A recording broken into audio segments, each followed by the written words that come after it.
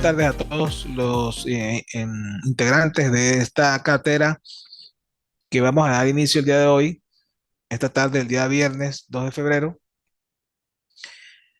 denominada Medicina Legal. Le doy la más cordial bienvenida a todos y bueno, que sea un buen inicio de trimestre. Espero que todos hayan ingresado al aula y hayan pues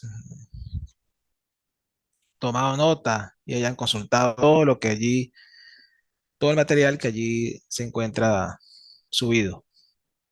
Próximamente se va a colocar en este fin de semana el plan de evaluación para que estén pendientes entonces de las actividades que vamos a desarrollar, donde van a ser debidamente evaluados.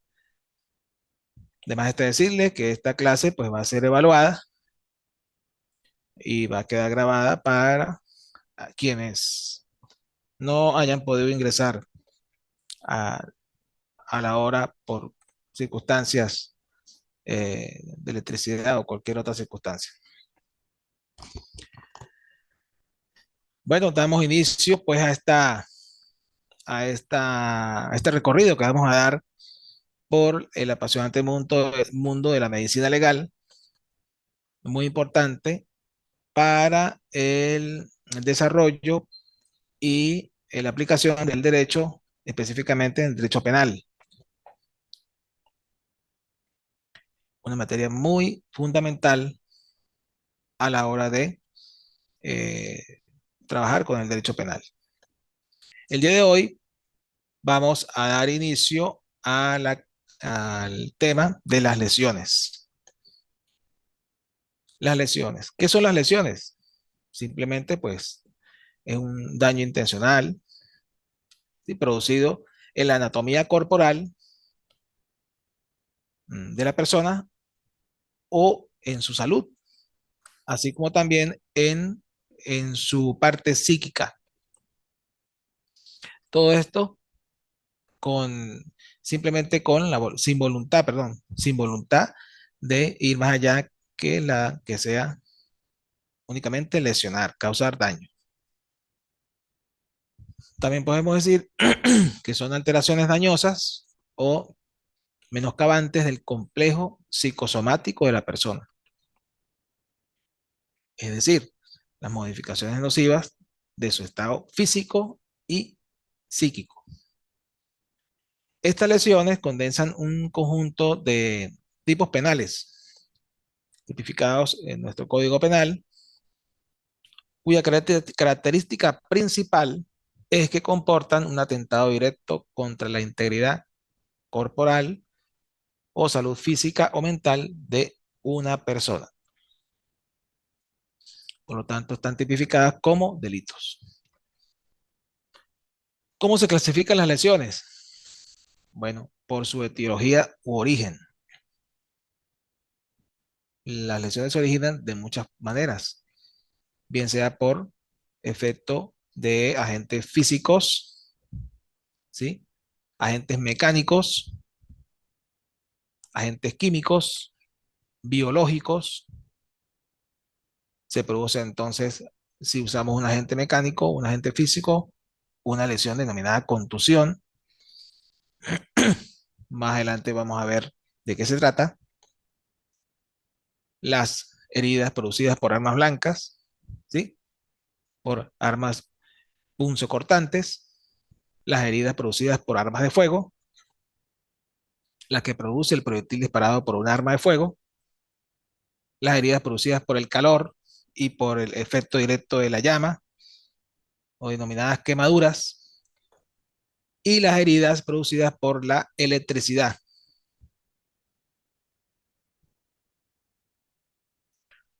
De igual forma, vamos a ver, o vamos a clasificarlas también se clasifican las lesiones según el elemento objetivo del resultado. Entonces, según el daño que se produzca, que se haya producido a una persona mediante el uso de de un agente físico, mecánico, biológico, químico, un arma blanca, un arma de fuego, o el mismo fuego, o la electricidad, pues eso va a producir un daño y produce un resultado. Es ahí donde nos adentramos entonces en el Código Penal, donde se clasifican las lesiones según la gravedad del daño que producen en el cuerpo humano. Entonces, encontramos las lesiones gravísimas, tipificadas en el artículo 414 del Código Penal, las lesiones menos graves, en el artículo 413, las lesiones leves, 416, las lesiones levísimas, el 417 del Código Penal. De igual forma, se van a clasificar según el elemento subjetivo de la intención, es decir, lo que se quiso, lo que la gente quiso hacer al momento de producir la lesión. Entonces vamos a encontrar las lesiones intencionales o dolosas, que van desde el artículo 413 al artículo 418 del Código Penal. Las lesiones preterintencionales, tipificadas en el artículo 419 del Código Penal. Las lesiones culposas en el artículo 420 del Código Penal. Vamos entonces a hablar lo relacionado con las lesiones menos graves. Vamos a comenzar con las menos graves, 413. ¿Cuáles son consideradas estas lesiones? Primero, las que producen un sufrimiento físico, que es una manifestación de padecimiento que se traduce en la existencia de dolor o no la existencia de dolor, ya que puede haber solo una incomodidad en la persona. Por ejemplo, contusiones con o sin derrame, escoriaciones, quemaduras, heridas, es decir, daños corporales donde existe o no el dolor. Y el daño, si se quiere, superficial, no interesa órganos del cuerpo. Por lo tanto, son menos graves. Segundo, producen un perjuicio a la salud. Es el estado óptimo, ¿sí?, de bienestar biopsicosocial. Cuando este estado se desajusta, da lugar a perturbaciones orgánicas o funcionales de algún organismo o sistema del cuerpo humano, pues se perjudica, se habla de que perjudica la salud.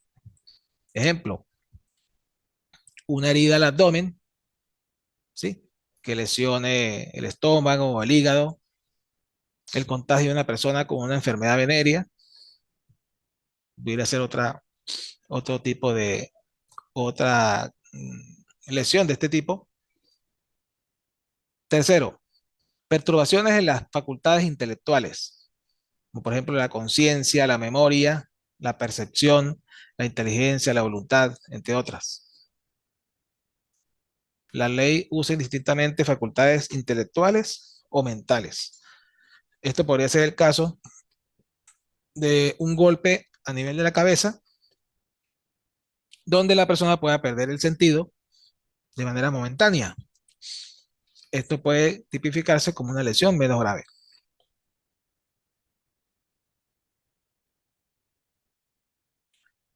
Lesiones graves.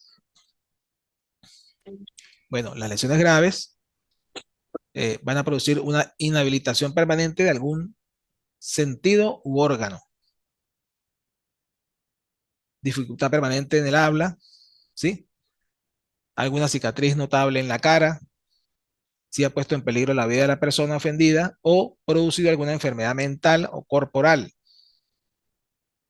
Es decir, que la persona quede incapacitada para realizar sus ocupaciones habituales. O las producidas a una mujer encinta, ¿sí?, en estado de gravidez y que cause un parto prematuro. Estos se consideran lesiones graves. En el caso de la inhabilitación permanente de algún sentido de algún órgano, por ejemplo, nos vamos al sentido de la vista, conformado por los ojos, son los órganos. Al perder uno de nuestros ojos o globos oculares, pues se inhabilita de manera permanente el sentido de la vista, se pierde el sentido de poder visualizar de manera correcta. Esto se considera una lesión grave. Las lesiones gravísimas, bueno, aquellas que producen enfermedad mental, pérdida de algún sentido o del uso de algún órgano, no de manera permanente, sino de manera mm, total, pérdida de la palabra, pérdida de la capacidad para engendrar, una herida que desfigure a la persona, y si se comete el delito contra una mujer encinta o en estado de gravidez y le hubiese ocasionado el aborto. Ya estamos hablando de un tipo penal como es el homicidio.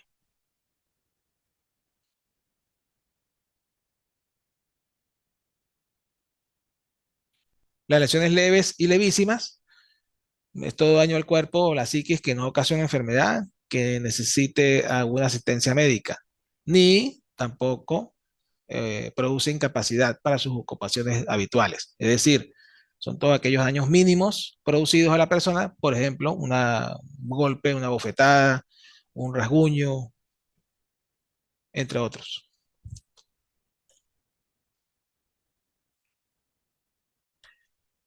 Entrémonos entonces a hablar lo relacionado con la clasificación según el elemento subjetivo de la intención. Entonces ahí es donde vamos a entrar a qué quiso el agente, ¿sí? Que produce la lesión al momento de ocasionar la acción y de lesionar a la persona, a la otra persona, a la víctima. Entonces ahí tenemos que entrarnos en hablar sobre las lesiones intencionales o dolosas. ¿Qué son las lesiones intencionales o dolosas? Estas lesiones se caracterizan por la presencia de dolo. Quiere decir dolo es la intención de hacer daño. Es decir, la persona cuando eh, propicia pues o produce el golpe al, al cuerpo de la humanidad de la otra persona, pues lo hace con la intención de producir un daño, ¿sí? De romper, de rasgar, de fracturar, de cortar. Entonces, es decir, existe la intención, existe una voluntad, ¿sí? Un animus eh, denominado animus nocendi, que es la intención de causar el daño, lesionar o dañar. Eh, no, no de matar, simplemente hacer un daño, lesionar o dañar. ¿Qué se lesiona y qué se daña? Bueno, aparte de que se daña eh, la parte corpórea, ¿sí? Se causa un daño, una herida en cualquier parte del cuerpo, pues también se va a causar un daño a nivel de la psiquis, a nivel eh, de la mente de la persona. Este tipo de lesión, denominada dolosa o intencional, porque existe el ánimo, la intención, la voluntad por parte de la gente que infringe el golpe de dañar y de menoscabar la condición corpórea y psíquica de la persona, de la víctima.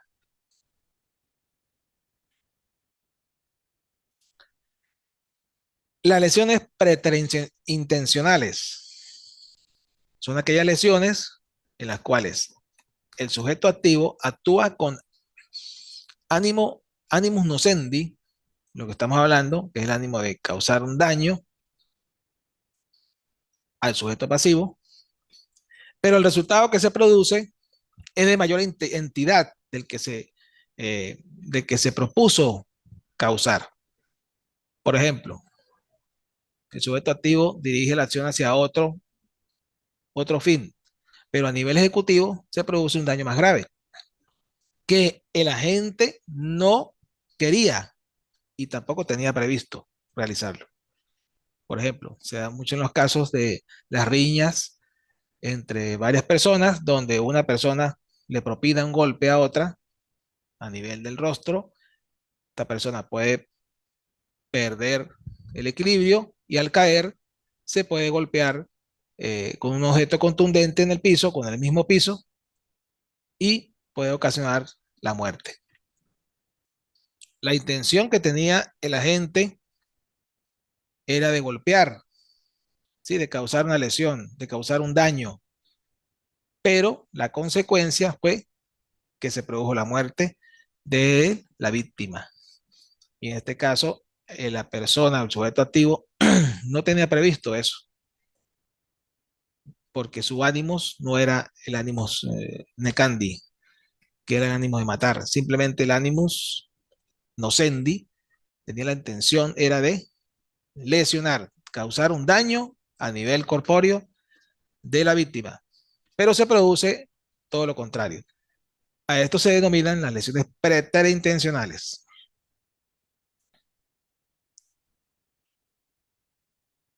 Y es ahí donde entramos a tipificar, o se tipifica el homicidio preterintencional, que no es el homicidio intencional, sino que se da bajo estas circunstancias. Lesiones culposas. Bueno, en este caso, el sujeto activo no tiene ni la intención, primero, ni de lesionar, ni de causar un daño, ni de matar, pero el resultado lesivo, ¿sí? Se produce.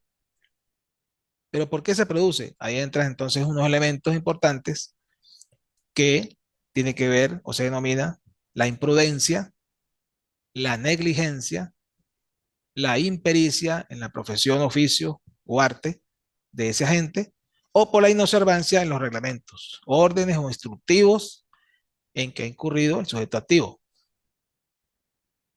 El resultado antijurídico ha de ser previsible por el agente, toda vez que el fundamento de culpa es la previsibilidad.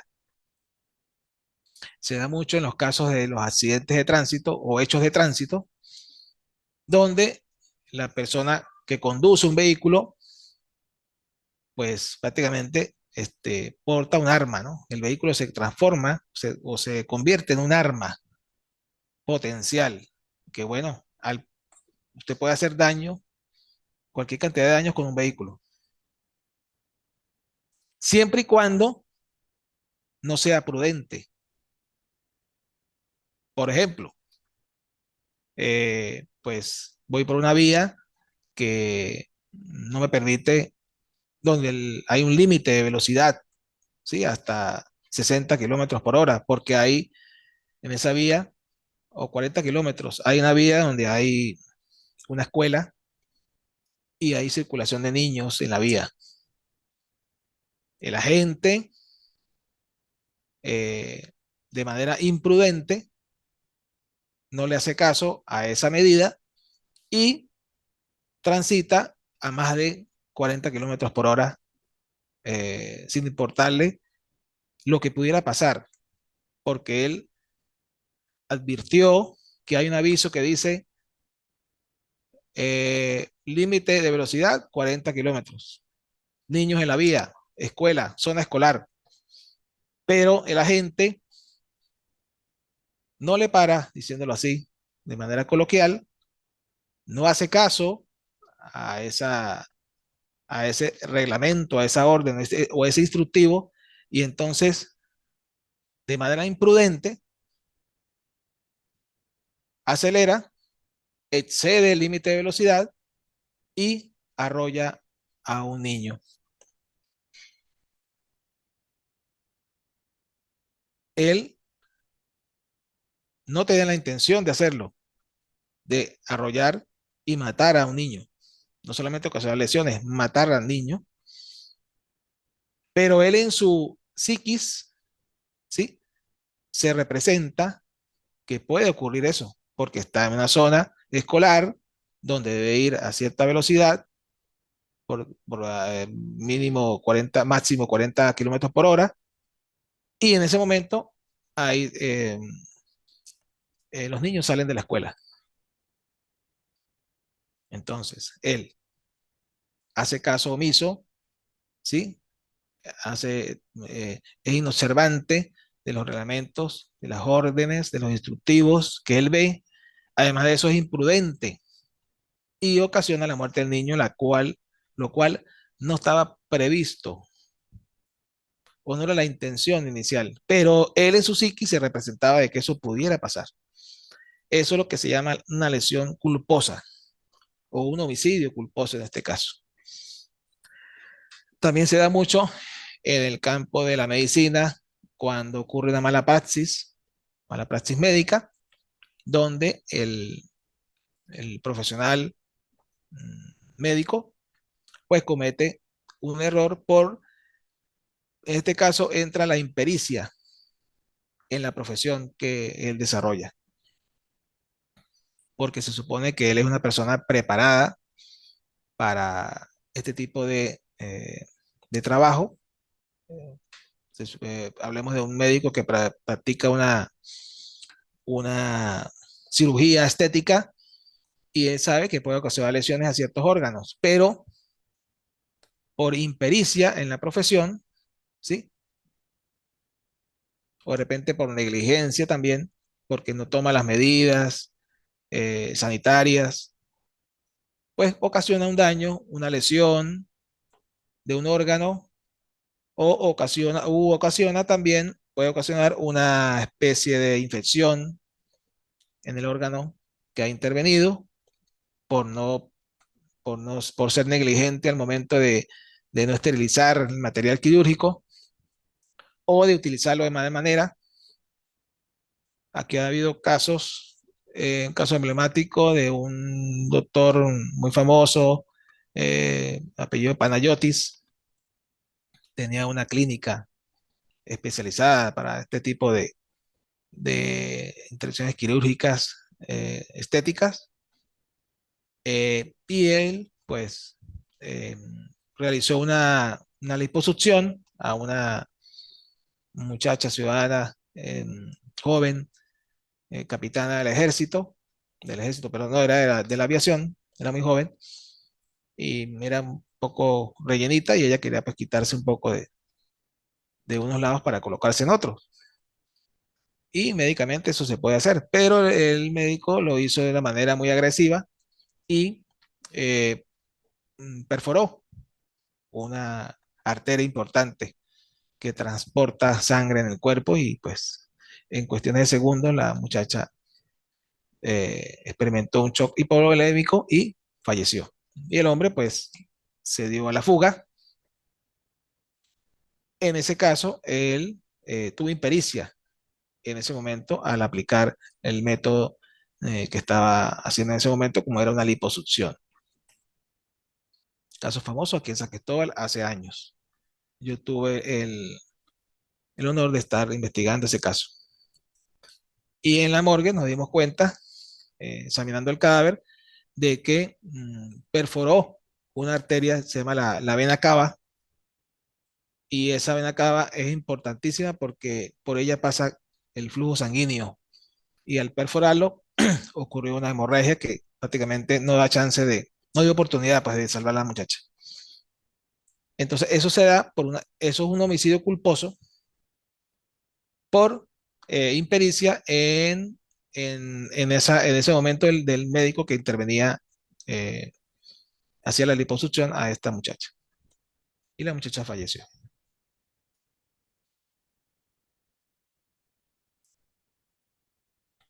Entonces, en este tipo de lesiones, pues vamos a encontrar, ¿sí? La imprudencia, vamos a encontrar negligencia, impericia en la profesión, arte o oficio, la inobservancia de normas o reglamentos, órdenes instructivos y tiene que estar presente alguno de estos elementos para que se dé o estemos en presencia de un homicidio culposo o de una lesión culposa. ¿Alguna pregunta? ¿Alguna duda? ¿Alguna inquietud? Me la pueden hacer llegar.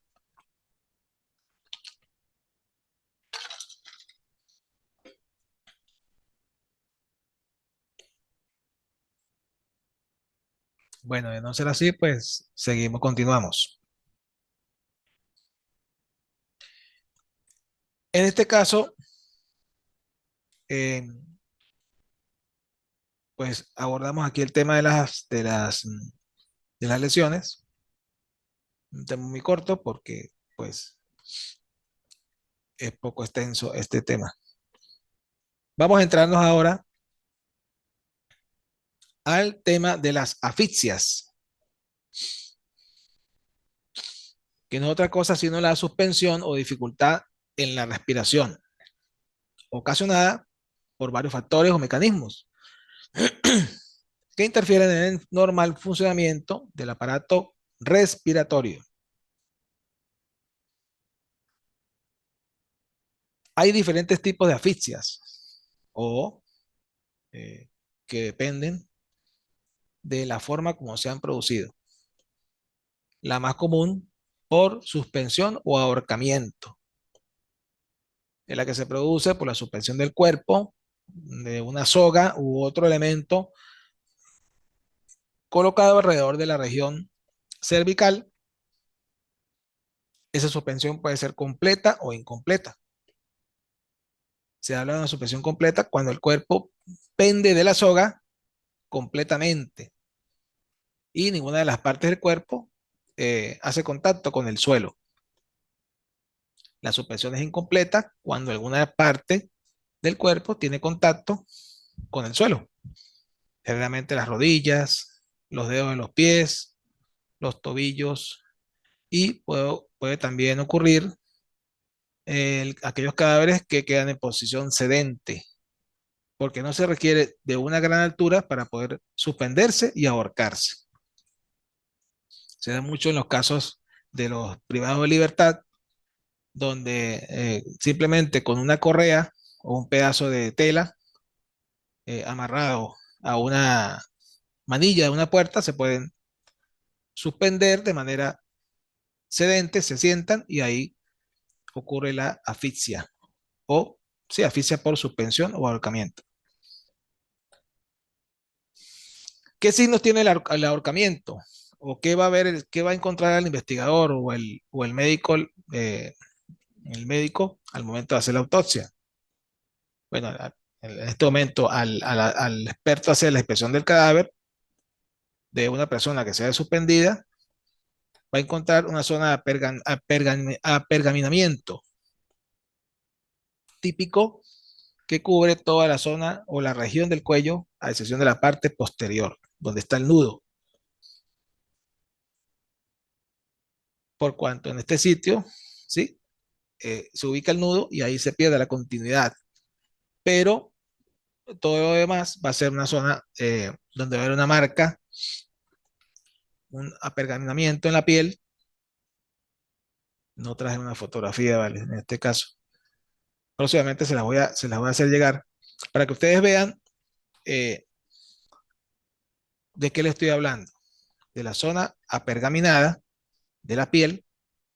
¿Por qué? Porque en esa parte donde cae, donde la soga, la cuerda hace presión, no hay circulación de sangre y entonces la piel pierde, se muere y queda apergaminada. Y eso refleja el lazo. Es más, se dibuja la forma del lazo porque queda marcada en la piel. Es muy interesante esta marca y es típica de todos los ahorcados. Se dice que es atípico cuando el nudo proximal queda en sitio diferente, generalmente lateral, ¿sí? De manera de lado. Siempre debe ir atrás. Y la zona de pergaminamiento abarca todo el cuello con excepción del lado derecho o izquierdo, según la posición del nudo. ¿Qué características va a presentar la persona ahorcada? Las pupilas van a estar dilatadas, ¿sí? La lengua va a salir a nivel de los dientes. Eh, hay, pues, eh, producción de saliva, abundante que se desliza por el ángulo de la boca. Eso como consecuencia de la secreción salival que produce la muerte, se produce al momento, precede a la muerte. La conjuntiva ocular está congestiva, es decir, tiene hemorragia en los párpados. Puede observarse turgencia a nivel del pene, en el caso de los hombres.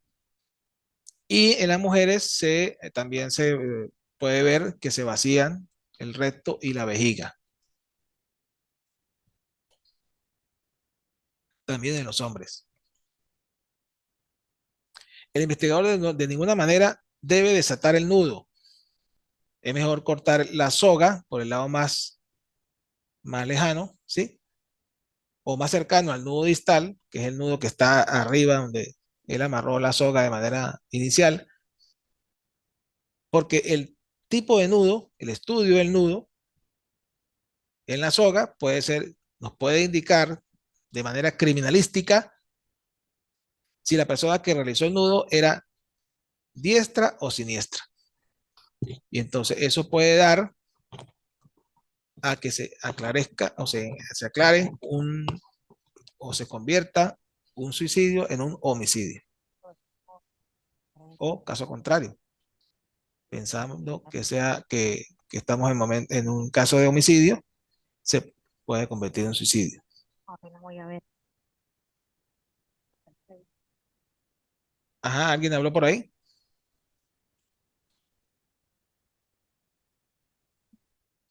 Entonces, a nivel interno también vamos a observar, o se van a observar a nivel de la autopsia, cuando está el cadáver en la sala de anatomía patológica, se van a observar desgarramientos del músculo esternocleidomastoideo, que es este músculo que está acá,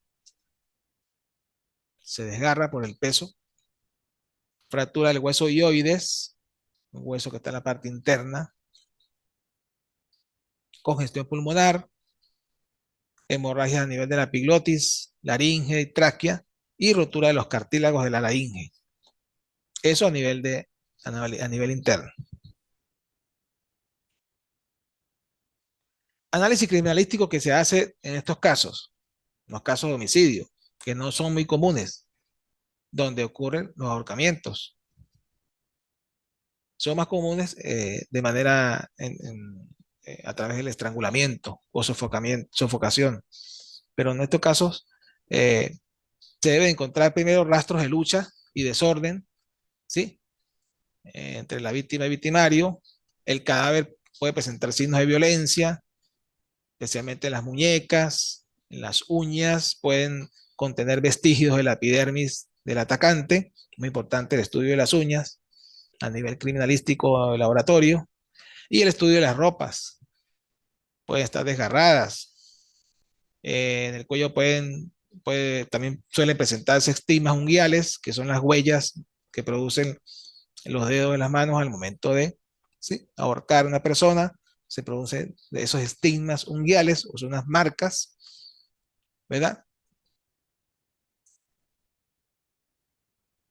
Al presumirse que hubo una autoeliminación o un suicidio, se buscarán entonces mensajes póstumos dejados por la víctima. Se indagará con familiares, vecinos eh, de la víctima, relaciones amorosas, ¿sí?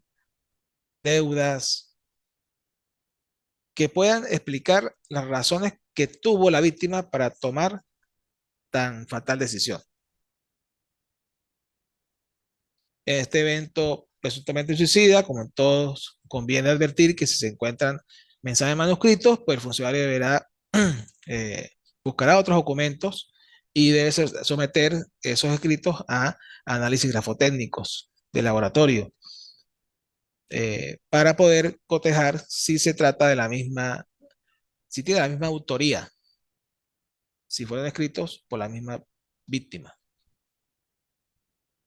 porque eso pudiera aclararnos de que se trate de un falso indicio dejado por el homicida para desviar la investigación. Entonces ahí entra el trabajo criminalístico e investigativo para poder determinar si se trata o no de un suicidio o de un homicidio. Vamos a hablar ahora el estrangulamiento, que es un tipo de asfixia producida por la compresión del cuello mediante una cuerda o por las manos del agresor, que impide la entrada del aire. Se, eh, se produce la oclusión de la laringe o de la tráquea y se produce una hipoxia, se baja el oxígeno. Hay oclusión de las venas del cuello, producen congestión, cianosis.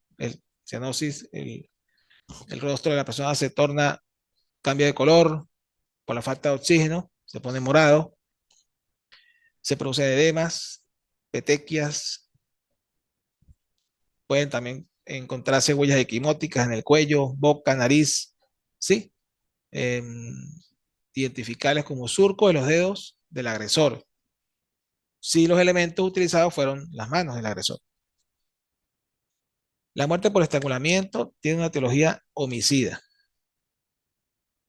por lo que el investigador debe ser cauteloso en el examen del cuerpo, centrando su atención en la zona ungueal del cadáver, es decir, las uñas, sus ropas y evidencias de posible lucha y forcejeo, botones desgarrados, trozos de tela, desgarraduras en la superficie de las prendas de vestir que pudieron haber sido producidas al momento del forcejeo por el victimario.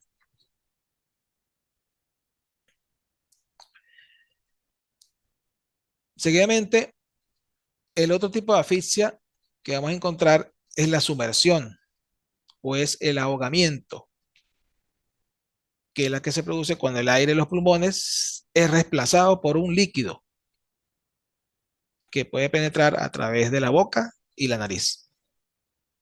Signos que vamos a encontrar en la autopsia.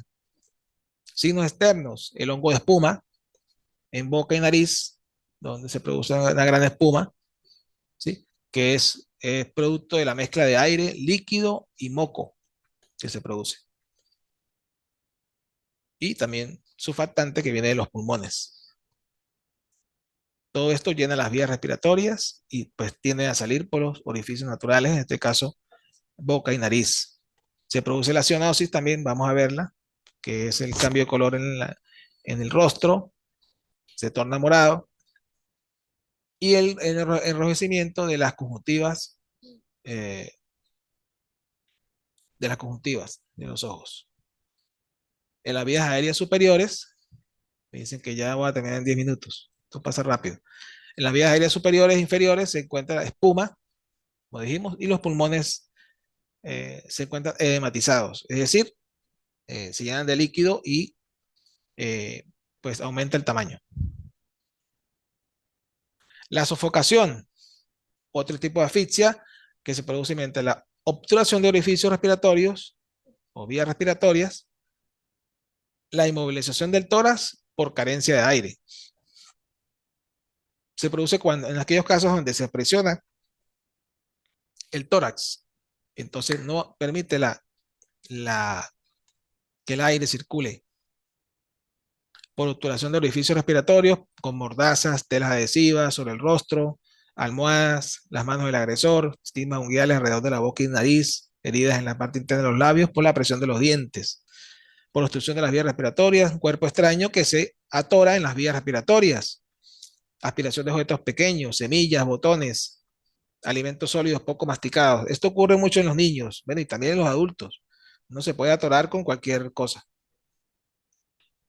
Por compresión toracoabdominal, por la inmovilización de la pared del tórax, de la gente que lo comprime. Es una asfixia traumática. Por carencia del aire respirable, porque hay confinamiento, hay encerramiento, ¿sí? Espacio cerrado, no hay ventilación. Se da mucho en los casos donde colocan bolsas en la cabeza de la víctima. Sepultamiento, excluido del aire por medio de tierra, en que se ha hundido el rostro del cuerpo. Es la sumersión en medio sólido. En vez de agua, la persona se va a morir por obstrucción de objetos sólidos, en este caso tierra, partículas minerales.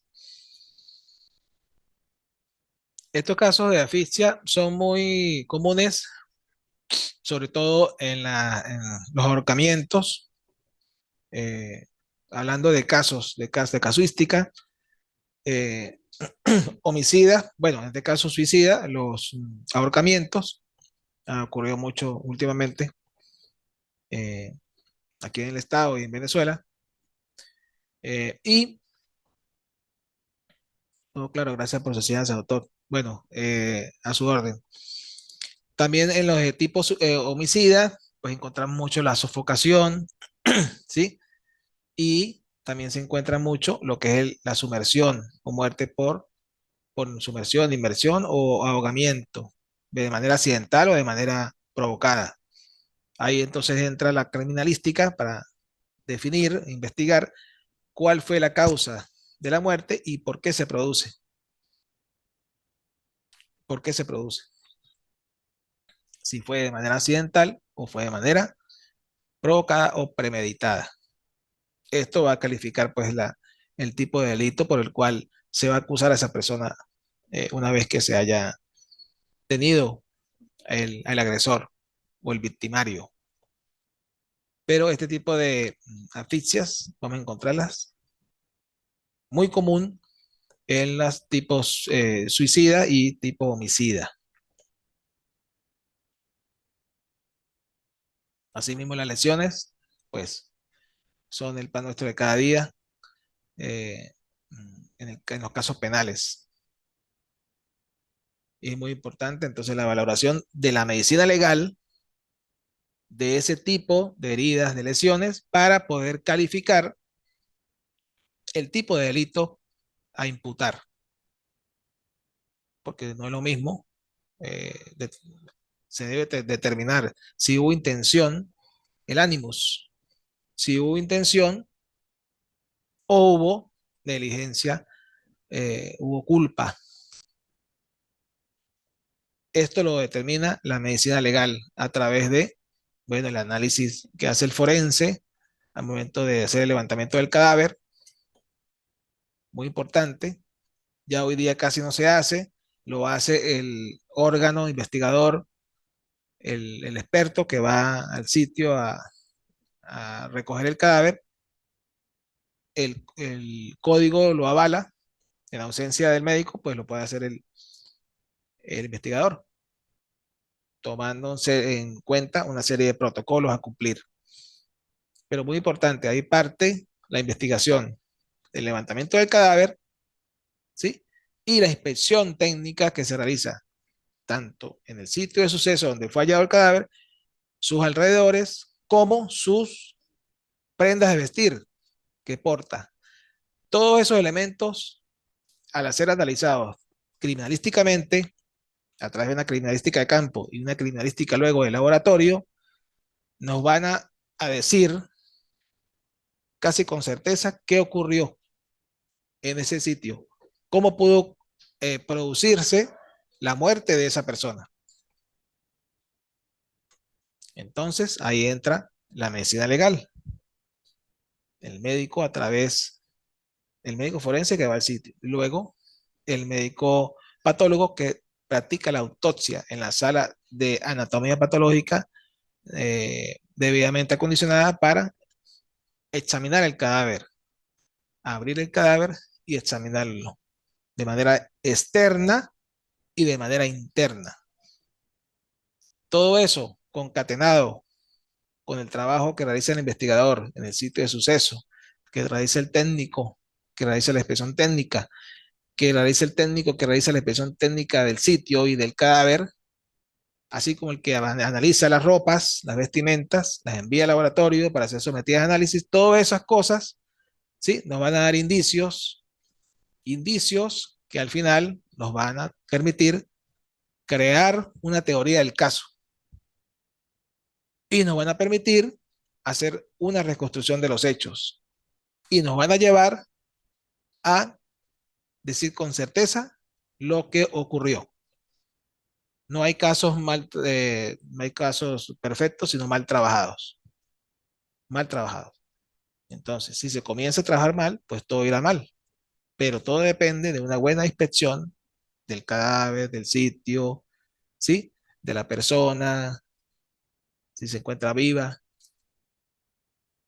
del buen estudio que se haga de todos los elementos y aunado a la, o en conjunción, en unión con la medicina legal, que nos va a aportar todos estos conocimientos, todos estos estudios y, bueno, pues al final lo que se quiere es la justicia, la verdad verdadera.